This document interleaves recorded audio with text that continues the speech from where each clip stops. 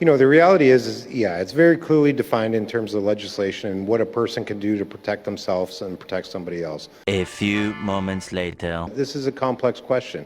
Will always happen with consultation with the crowns and legal minds that are really much brighter than mine. Wait a second, that didn't clear anything up. Canadians are rightfully confused about the laws that surround defending yourself. What happens when we end up with a crime wave and people are worried in their own homes what they can do? Now, I'm going to get into the clip in just a second, but let me set the stage here. In Canada, people are really struggling. We have break-in enters. We have these home invasions have become a regular thing. Why? Well, because criminals they don't pay attention to gun laws. It turns out they don't care about what it is they can legally own or acquire when they're in the practice of committing other crimes, other felonies. No, they don't care. But law-abiding Canadian citizens are rightfully very terrified of these situations. And what is it that they can do? Now, this has been on the rise in Canada, and particularly in this the region of Peel. And this is the police in the region of Peel. Peelpolice.ca, Project Warlock, multiple arrests made in violent home invasions, robberies, and carjackings. Project Warlock has initiated a response to concerning escalation in home invasion style robberies, armed robberies, and carjackings occurring within Peel and throughout the Greater Toronto area. And this is rising all throughout Canada. This is not just this area, but in particular, and the reason why I'm focusing on this one is there was a case where some people actually shot back. They didn't hit anybody. They shot back with a firearm in the home, and it thwarted the attempted robbery. The assailants ran away, and then the police were asked about this, and this is where things get interesting, because Canadians want to know, what can I legally do to protect myself and my family? And it doesn't seem so clear at the end of the day. Now, here's the question that was posed, and here's the video clip. There was an incident, same like armed intruders last week in Brampton, and we would like to know, residents want to know if they have a licensed legal gun weapon with them. And if there is a home invasion by the armed intruders, what are the rights of homeowners? Because last week, one of the Bramptonian homeowner, he opened fire on the intruders and they ran away. So in that case, residents want to know what are their legal rights if there is a home invasion by armed intruders. Thank you. If it looks like they're wiggling around and they look uncomfortable, it's because they don't know how to answer this question. Of course, because it's implied in the question what happened and how effective it was to have a firearm in the home when home invasion occurs. They popped off a few shots. They didn't hit anybody, but those guys ran away. That's right. The home invasion stopped. It was done. They always say, when seconds matter, the police are only minutes away. This is the reality of the situation. Now, the police look uncomfortable for obvious reason because they can't give the advice to people to shoot at intruders in their homes because Justin Trudeau has made this very clear that you don't have the right to defend yourself with a firearm in Canada. But that doesn't mean that the Supreme Court hasn't actually allowed for cases like that to happen. So it makes it such a weird gray area in the law because you shouldn't. And we'll get into some of this.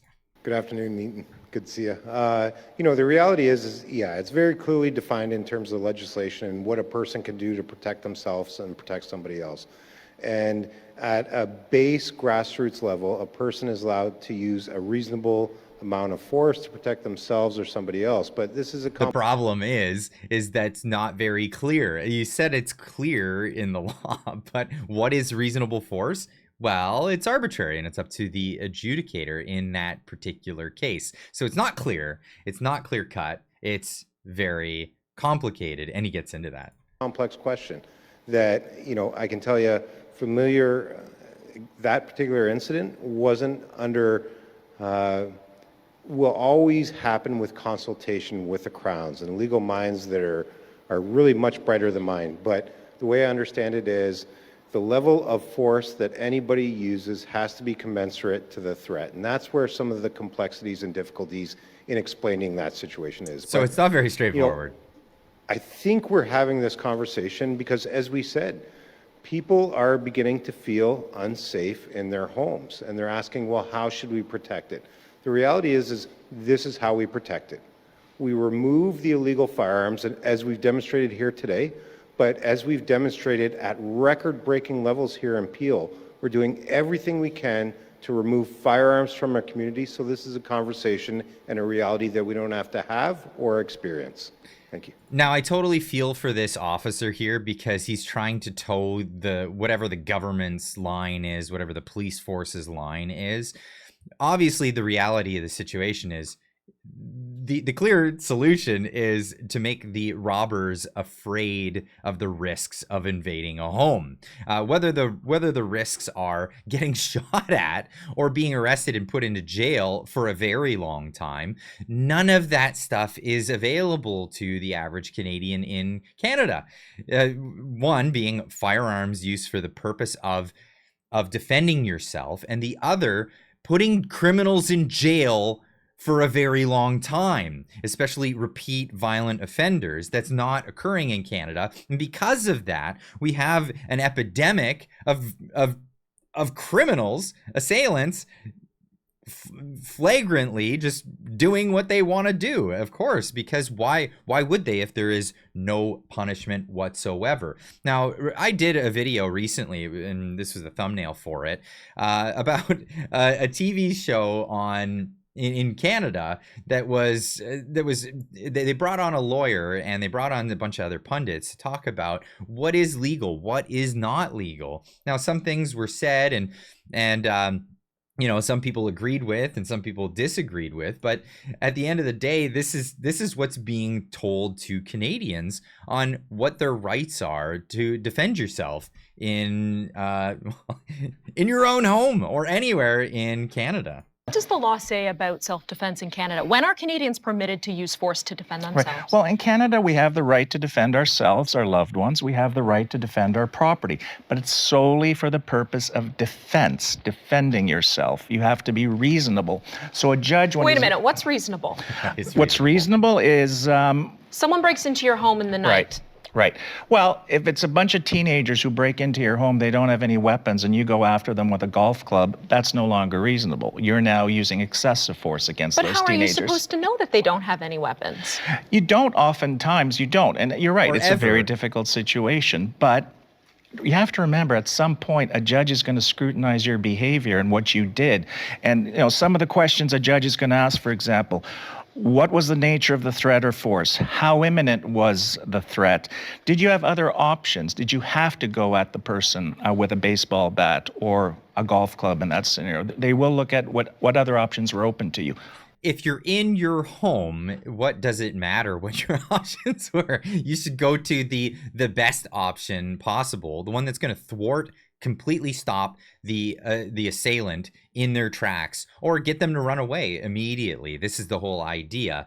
Nobody wants to have a fist fight with an assailant and then, hey, Mr. Robber, what is it that you have? Because I want to make sure that it's a fair fight. You came into my home. You came into my home. But this is the reality of the situation. And one thing that's especially egregious in our Canadian law is the idea of having something and having it for the, you know, having something that you could defend yourself with, but having it with the express intent of using it to defend yourself against another human being. Now, this was gone over in this video where he says, you know, carrying pepper spray, dog spray, something that a lot of Canadians walk around with, you know, because they hike with, is illegal, is totally illegal, he says in this video. Now, later it turns out, I found out, actually through Runkle of the Bailey, great YouTube channel about firearms rights and laws and all this stuff, is that the dog spray is completely legal. But if you have the intent of using it to defend yourself against a person, it now becomes an illegal weapon. It's all about the intent, which is crazy because this is a completely different outlook that they have in other places like perhaps Florida, Texas, places where people are allowed to defend themselves. And I'll tell you what, the home invasions come at a much less frequent rate in areas where they have sentiment like, I don't know, like this. For example, this was Santa Rosa County Sheriff's Office explaining that the assailants that the homeowners should be a little bit more comfortable in talking to the police because they're fully within their right to do what they did. And I want to say, as to the person, we don't know which homeowner shot at him. I guess they think that they did something wrong, which they did not. If somebody's breaking in your house, you're more than welcome to shoot them in Santa Rosa County. We prefer that you do, actually. So whoever that was, you're not in trouble. Come see us. We have a gun safety class we put on every other Saturday. And if you take that, you'll shoot a lot better, and hopefully you'll save the taxpayers money. So that's the way to look at things. And this is the way we should start looking at things in Canada. I think Canada needs a revamp, a real new look at how law-abiding citizens are allowed to defend themselves, their property, and even within their own home. Because, well, let me tell you, what we're doing, it sure ain't working, and that's where we're at. I'd love to hear what you have to say. Leave a comment in the comment section down below, please. And we'll just continue this conversation because it needs to be had in Canada. Keep on trucking.